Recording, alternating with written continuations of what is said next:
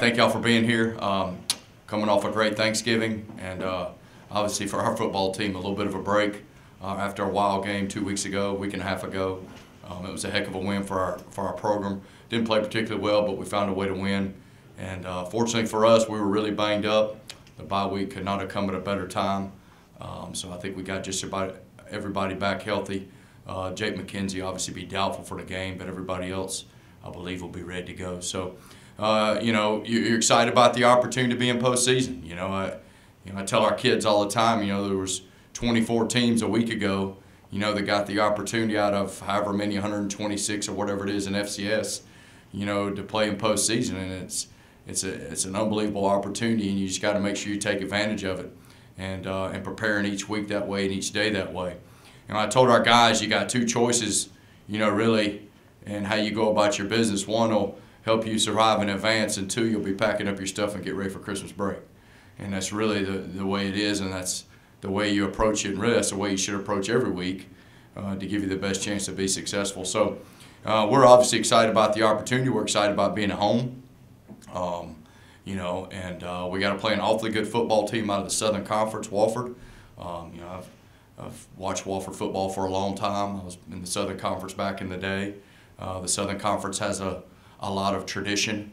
Between Georgia Southern and App State, there's 9 national championships, between those two schools. So Wofford's an awfully good football team. They had a big win Saturday. They are sound in all 3 phases. They're a gun option team. They will get under center some, but they're really a gun option team. They understand what they're doing, how they're doing it. They're able to move the football. I think they're averaging 30 points a game. They're good at what they do. They're really good on defense. Their front 7 is exceptional. And they're tough against the run. And that's one thing they really do a great job of. And they've done it all year. And they're sound in special teams. They kicked a bunch of field goals to win the game last week. So they're a really good football team. There's only 16 left. So it's kind of, everybody's good. But they're a really good football team. They're well coached. They're sound in all 3 phases. We're going to obviously have to go prepared to play our best football game if we want to continue playing, and that'll be the challenge. So we're excited about the opportunity to be in the postseason, and we'll see where it goes. I'll open the floor for questions. Anybody you can compare them to offensively that you've played, schematically? They're different a little bit. I guess maybe Charleston Southern a little bit, but they're not the same as them either. But Charleston Southern's a gun option team, but they're different a little bit as well. So they do what they do. They understand who they are. They do a great job of that on both sides of the ball.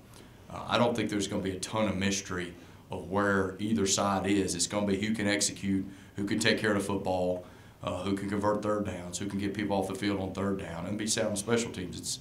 I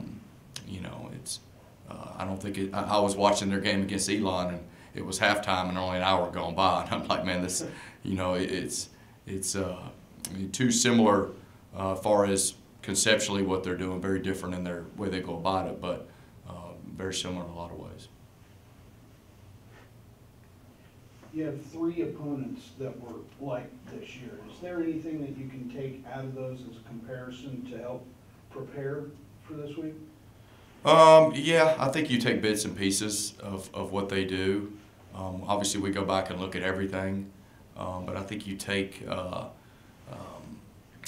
any opponent tape you can get that can help you plan or see how people attack things or how they defend things. I think every week, we're doing that to see what can help us in all 3 phases of the game. So there is some common opponents, which does help a little bit, but we'll see.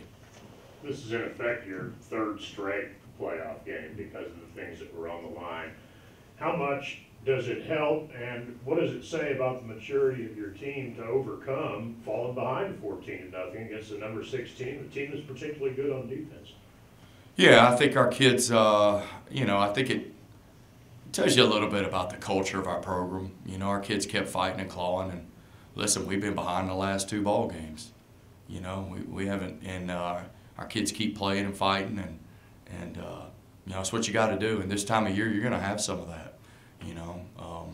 and you just got to keep playing. And we really stress to our kids is, you know, in the worst of times, when adversity is at its highest, just do your job.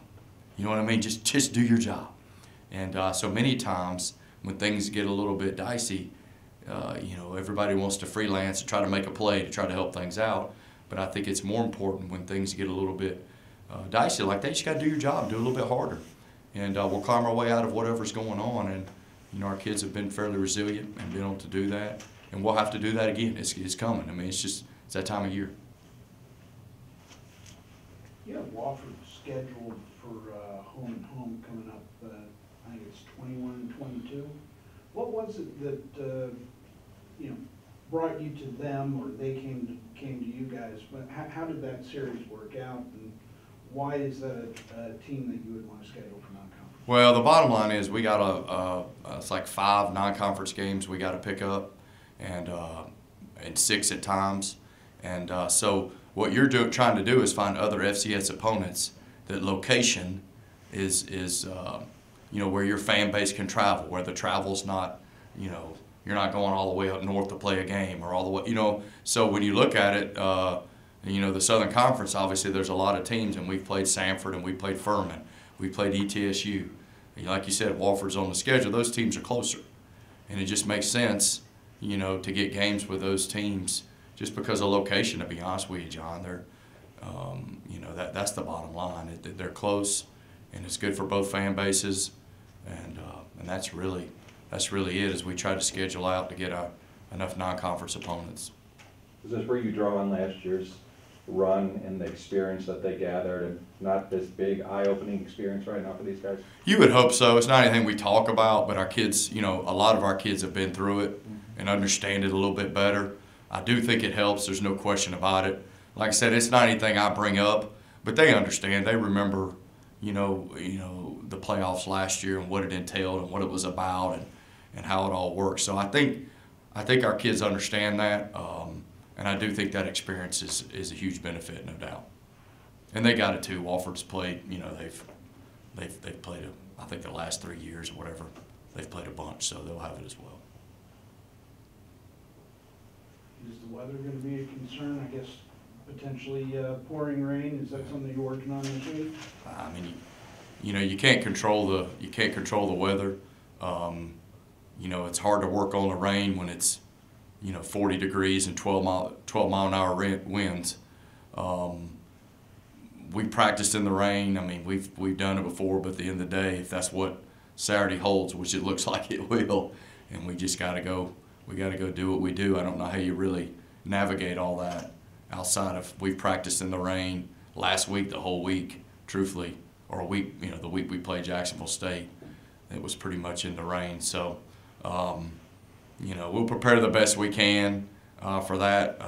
I'm one of those too that both sides are in it. You know, I mean, it's the same on both sidelines. You just got to go play and taking care of the ball. Whether or not is always, when you get in games like this, is always going to be critical. You know, and turnovers are always a pivotal point when you get to playoffs, period. You know, and so obviously that'll be a big part of the game. Given your OGs and what's on the line here, I mean, keep playing or not keep playing, have they been more vocal? Obviously, these guys are all great leaders anyway. They laid the whole foundation for this. Yeah, I don't know. I'm sure they have behind the scenes. I don't hear it. I don't mean that. Doesn't mean it's not going on. I'm just. I'm usually when I'm around, it's in practice. There's not a ton of conversation, but I would hope so, and more importantly, lead by example. I think that's the most important thing, and how you prepare. I think the preparation is, and I know I always preach that in here, and I preach it to our kids, but I mean, you got to go get dialed in during the week, and that'll give you the best chance to be successful on Saturday. And that's something we got to continue to work on here this year, is practicing better. And it's difficult to concentrate on preparing for you guys because there's 4, 5, 6 different running backs that, you know, fresh legs and can make a play at any time. Is this opponent as close to you in that respect as you've seen since you've been here? I think they've got 4 guys at 500 yards or more, and few others that they use too. Yeah, I mean, they have, and they got a couple big backs back there that are hard to tackle. There's some similar stuff they do. They're going to run the football. That's who they are.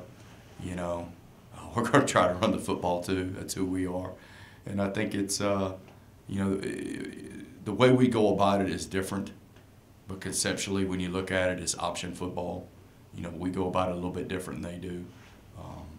But I think it'll be two really good football teams going at it, And they got a bunch of good backs and good players. And shoot, they got a really good receiver.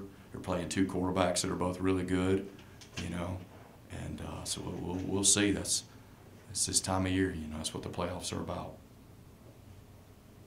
You hit on it a little bit after the SunTrust game. Can you talk about the importance of a good crowd this weekend? Yeah, I tell you, the atmosphere at the game, at SunTrust Park was the best I've been a part of in our short time here with Kennesaw State football. And I think if we can take a piece of that and bring it to Fifth Third Bank Stadium, I think you'll create one of the best atmospheres in FCS football, without a doubt. And so I would encourage everybody, out there, come support these guys. They do a great job, students, fans, community, everybody involved. It will make a huge difference to have a packed house Saturday, for a home playoff game. It'll make a huge difference for our kids and us having a chance to win the ball game Saturday, if we could have that. So I think it'd be awesome to see. I turned around a couple times, at the game a week and a half ago, and it was just, I was amazed, at the number of people there. And it was a special night, and I hope we could take some of that and bring it right here to our home field. It would be awesome.